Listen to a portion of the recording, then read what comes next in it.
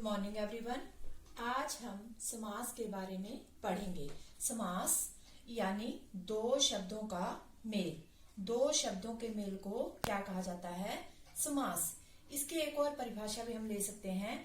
शब्द समूहों को संक्षेप करने की प्रक्रिया समास कहलाती है। समास की दो प्रक्रियाएं होती हैं। नंबर 1 समस्त पद और समास विग्रह। समस्त पद और समास विग्रह। विग्रह का मतलब अलग होना।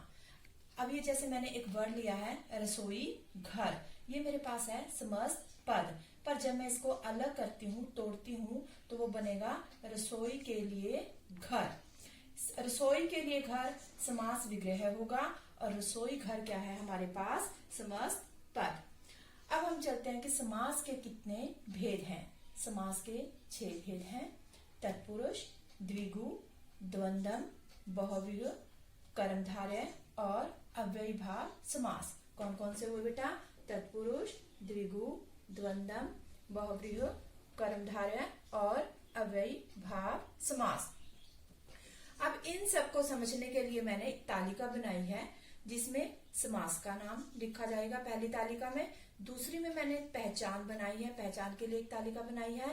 फिर एक ट्रिक यानी कि जिसको समझकर पढ़कर हमें ये समझना आ जाएगा कि कौन सा समास है और इसका क्या भेद होगा। और ऐसे ही हमने एक उदाहरण एक एक दो दो लिया है उदाहरण, तो जिसको समझकर हम इस तालिका को समझकर हम क्या कर सकते हैं, समास के बारे में अच्छे से समझ सकेंगे। सबसे पहले हमने लिया है तत्पुरुष समास। कौन सा समास? तत्पुरुष समास। और वैसे बेटा हमने क्या किया है कि समास जो है दो शब्दों के शब्द किन से बनते हैं? वैसे वर्णों से। वर्णों के मेल से तो बनती है संधि पर, लेकिन आज हम कर रहे हैं यहाँ पर ओनली समास। अब जो शब्द हैं उनको हम पद भी कहते हैं। अब पहला पद और दूसरा पद, ये पहला पद और दूसरे पद के ऊपर ही पूरे की पूरी समास प्रक्रिया जुड़ी हुई है। अब तत्पुरुष समास की अगर हम डेफिनेशन देखते हैं तो इसमें पहला पद प्रधान ना होकर, कौन सा पद? पहला पद प्रधान ना होकर दूसरा पद प्रधान होता है। कौन सा पद प्रधान होता है? दूसरा पद प्रधान होता है। इसकी मैंने एग्जाम्पल लिया बेटा, रसोई घर, राजपुत्र। लेकिन इसकी जो मैंने ट्रिक ली है वो ली है कि इसमें पहला पद जो है बड़ा होगा और दूसरा पद क्या होगा? छोटा। अब अगर मैं यहाँ से इसको कट करती हूँ, रसोई प्लस घर, अब पहला पद क्या बन जाता है हमारे पास? रसोई। और दूसरा पद क्या बन जाता है मेरे पास? घर। तो रसोई पद कैसा हुआ? बड़ा। और घर क्या हुआ? छोटा। तो ये ट्रिक मैंने इसलिए लिया है ताकि हमें अच्छे से समझ आ जाए कि पहला पद तत्पुरुष समास में बड़ा होता है और दूसरा पद छोटा होता है। और अगर पहचान के लिए करते हैं तो दूसरा पद प्रधान होता है, ना कि पहला पद। ऐसे ही हम चलते हैं द्विगु समास। द्विगु को अगर मैं देखती हूँ काउंटिंग के अंदर हम दो यूज करते हैं। जैसे 1 2 3 4 हम पढ़ते हैं तो 2 मीन्स पहले ही अपने दिमाग में मेरे माइंड में आया कि ये क्या है? काउंटिंग, गिनती। और इसकी जो पहचान के लिए हमने लिया है, पहला पद क्या होता है? संख्यावाची। और दूसरा पद क्या होगा? समूहवाची। पहला पद क्या होगा? संख्यावाची और दूसरा पद क्या होगा? समूहवाची। इसके लिए हमने क्या उदाहरण लिया बेटा? त्रिफला। पहले ही हमें पता चल रहा है त्रि का मतलब होता है 3 फलों का समूह, यानी कि 3 फलों का समूह। अब इसका समास विग्रह जो बनता है 3 फलों का समूह। और हमने डेफिनेशन में भी लिया है कि इसमें पहला पद संख्यावाची होता है और दूसरा समूह। अब 3 क्या बन जाता है हमारे पास? संख्यावाची। और फलों का समूह, दूसरा पद क्या बन गया? समूह बन गया। तो ऐसे हमारे पास तत्पुरुष और द्विगु को हमने क्या किया? क्लियर किया। और इसकी जो ट्रिक ली है वो पहला पद क्या होगा हमारे पास? गिनती का ही होगा। थर्ड द्वंद्व समास। द्वंद्व समास के अंदर क्या है, इसमें दोनों पद प्रधान होते हैं। पहला पद भी प्रधान होगा और दूसरा पद भी प्रधान होगा। कौन कौन से? पहला पद भी प्रधान होगा और दूसरा पद भी प्रधान होगा। इसके लिए एग्जाम्पल हमने लिया है माता पिता, और इसकी एक और पहचान होती है माता पिता, यानी कि इसके बीच में जो हमें हाइफन योजक चिन्ह मिलेगा। और एक साथ साथ अपोजिट होंगे ये हमारे पास, माता पिता दिन रात, माता पिता। लेकिन ये तो माता पिता मेरे पास क्या हुआ कि समस्त पद है, पर जब मैं इसका विग्रह करती हूँ तो बनेगा माता और पिता, माता और पिता। प्यारे बच्चों, वैसे हमें पता है, हम कौन कहता है कि हमें सिर्फ माता ही चाहिए पिता नहीं, या पिता ही मिले सिर्फ माता नहीं, हमारे लिए दोनों जरूरी हैं। ऐसे ही दिन रात, दिन और रात, हमारे लिए दिन भी जरूरी है और रात भी जरूरी है। जब ऐसा कुछ हमें मिलता है, हाइफन योजक चिन्ह मिलता है और विग्रह करने पर और का प्रयोग किया जाता है, तो वो कौन सा समास बन जाता है? द्वंद्व समास बन जाता है। कौन सा पद समास बन जाता है? द्वंद्व समास। इसमें कौन कौन से पद प्रधान होते हैं? दोनों, पहला पद भी और दूसरा पद भी प्रधान होगा।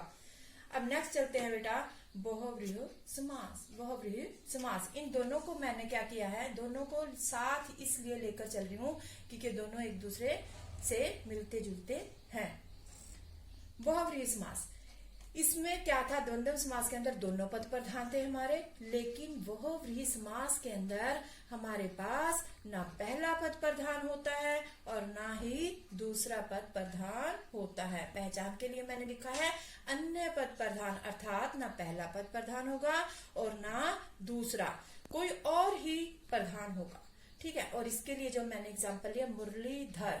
अब जैसे ही हमने मुरलीधर वर्ड को यूज किया, हमारे माइंड में क्या फिट हो जाते हैं, किसकी तरफ ध्यान जाता है? श्री कृष्ण की तरफ, क्योंकि मुरली को धारण करने वाले तो कौन है? श्री कृष्ण। कौन है? श्री कृष्ण। मुरलीधर यानी कि हमारा ध्यान किन की तरफ गया? श्री कृष्ण की तरफ गया। और अगर हम एग्जाम्पल की तरफ आते, हम अपनी परिभाषा की तरफ आते हैं, तो उसमें भी क्या था कि पहला पद भी प्रधान नहीं होगा और दूसरा पद भी प्रधान नहीं होगा। और ट्रिक में भी मैंने क्या किया, 1 + 1 = 3, यानी कि 3, कोई तीसरा ही होगा। बहुव्रीहि में दोनों पद प्रधान ना होकर के कोई और ही प्रधान होता है, द्वंद्व में दोनों पद प्रधान होते हैं। हाँ जी, अब चलते हैं हम आगे।